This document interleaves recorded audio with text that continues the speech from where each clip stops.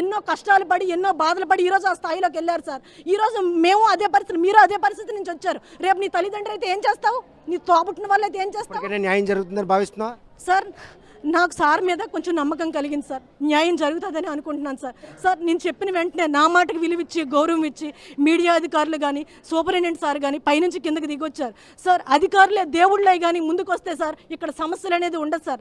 నా శ్రీకాకుళం జిల్లా మారుమూల ప్రాంతం అని వెనుకబడిన ప్రాంతం అని చాలామంది దృష్టి నోట్ల నుంచి వింటున్నాను సార్. ఈ హాస్పిటల్లో కానీ ట్రీట్మెంట్ కానీ మంచిగా జరిగితే ప్రైవేట్ హాస్పిటల్ వీధికి ఒకటి పుట్టగొడుగుల్లో లేవు సార్. ఈ హాస్పిటల్లో మెరుగైన చికిత్స అందరికీ అందుతుంది సార్. ఉన్న ఎక్విప్మెంట్ ఉపయోగించుకోండి, లేని ఎక్విప్మెంట్కి గవర్నమెంట్కి పెట్టండి సార్. ఫుడ్ విషయంలో కూడా సార్ అవి పాలు కాదు సార్, వేడి నీళ్ళు, అవి చూడడానికి మాత్రమే రంగు తెలుపు సార్.